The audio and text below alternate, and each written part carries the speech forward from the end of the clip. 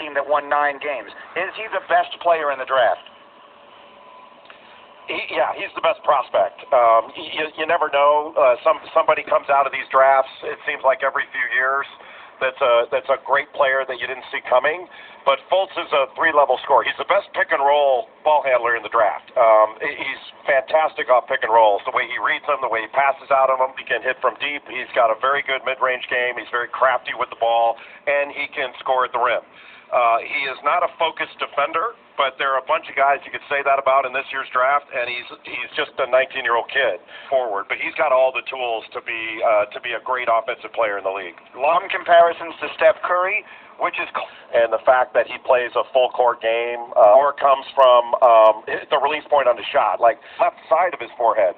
And this stuff about his shooting stroke, it's all like Jim Furyk's golf swing. Like it takes an odd route to get to impact sound, and it goes in. Like it goes in at 9. If he starts missing it, then I think we can mess with it. But I don't care how much his dad talks. His dad's going to be heard from as much once Lonzo becomes a pro. It's going to be all about how good he is. I hate you picking the draft. Where's he at? I mean, I know he's a mid-round pick. Where's he at physically? I don't know. I mean, he was not the same player, Dan, as you know better than anybody. He was not the same player last year that he was in high school. He played for Sean Miller for USA Basketball, and Miller he's one of the best players I've ever seen. His body right now and his explosiveness, but he's getting it back and fitness back. But he's clearly not the same player. He would have been a top 5 pick, healthy. I don't know where he's going to go later in the first round. I would guess later in the first round is probably where it winds up, because there are so many good players that are going to have real value. It's kind of like your haircut. And I don't think you're getting beat up on Twitter, and it's not fair.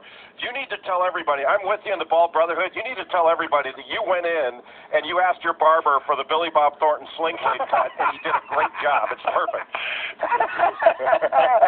I am having so much fun. It was whiskey and 10 times fast. Okay.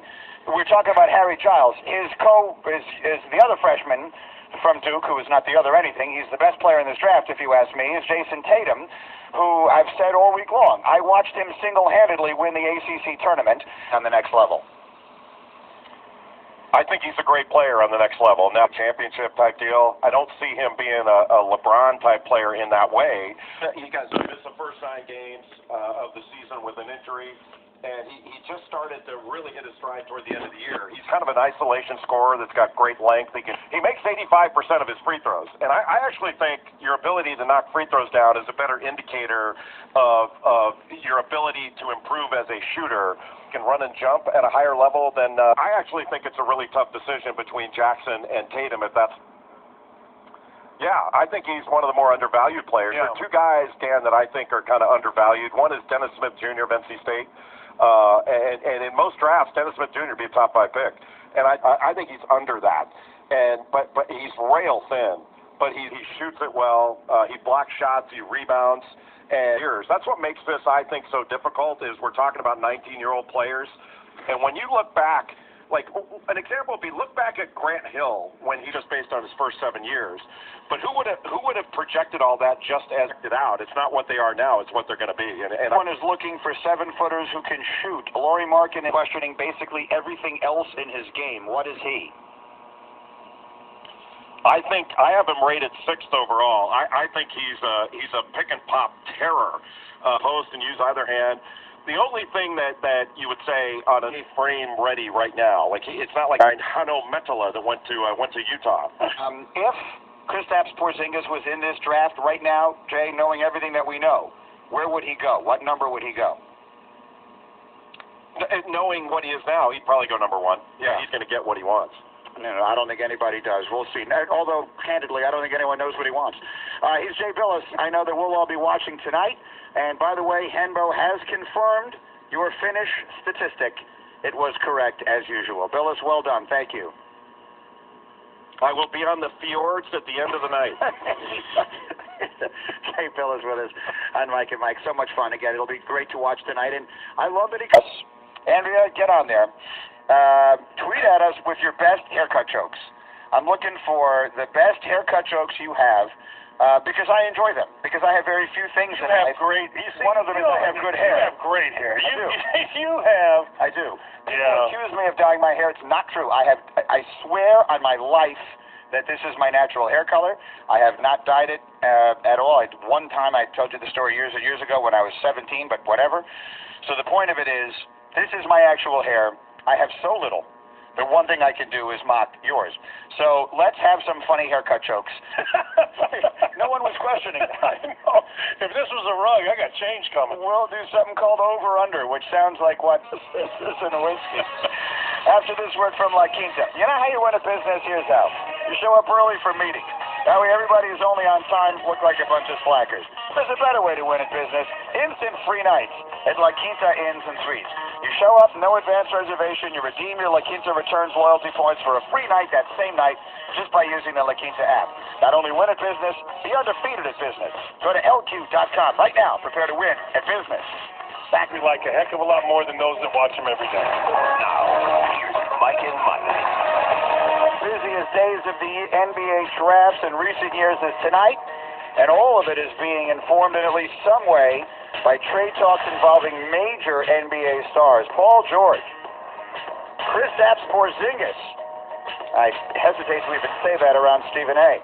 In the morning with me here, and Stephen A. Smith has made his way into the studio an hour before First Take begins on ESPN. Good morning, Stephen A. Good morning. How you guys doing? I have to put in a request at some point in time, Greeny.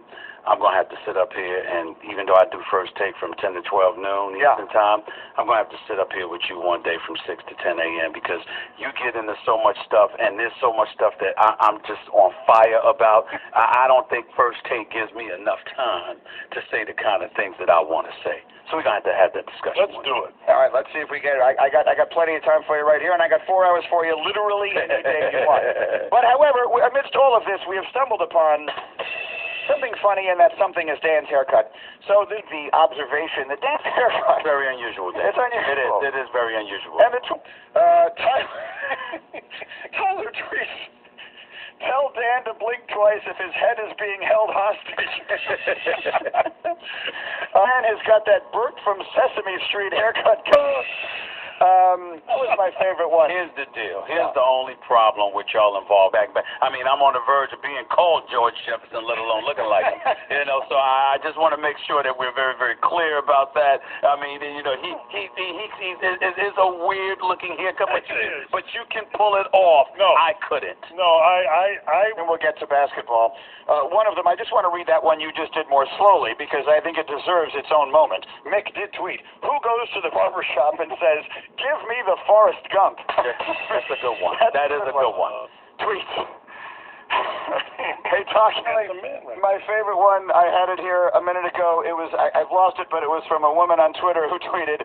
That's pretty bad. Very good, very good. Okay, anyway, and now I feel bad because Dockage is nice enough to come in here and do the show and all this kind of stuff, and yet now he's rubbing it in because Greeny has all this hair. got the best. You see what I'm saying? Greeny's got the best hair, so he's just rubbing it in. I know. But your day will come. Okay, you said that, I didn't. Stephen A. here with the Straight Talk, brought to you by Straight Talk Wireless, best phones, best networks, no contract. This the other day on your radio show, and I fully agree with your own assessment of how you do this.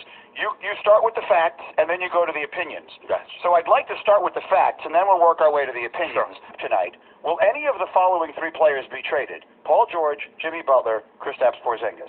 You know what? The answer could be none or all of them. We just don't know. When the NBA draft is approaching, the fact is everybody is willing and dealing at that particular moment in time because you're talking about draft picks, you're talking about shaving money off your cap, you're talking about preparing yourself for free agency, and everyone's reachable at that time as well. Usually people trying to go on vacation for about a week or so after and things of that nature, but there is no question that anything could happen right now with any of those three guys. So you can't sit up there and say no, but definitively you can't say yes because you don't know what the other teams, how they're going to play ball. Including Porzingis. I mean, Absolutely. that's the one that has taken people by surprise. Well, listen, prior to the reports, I came out a couple of days ago. I made some calls, and I found out that essentially, whether it's Andy Miller or Giannis, they were the ones, according to league sources, who put out the noise about, Phil Jackson.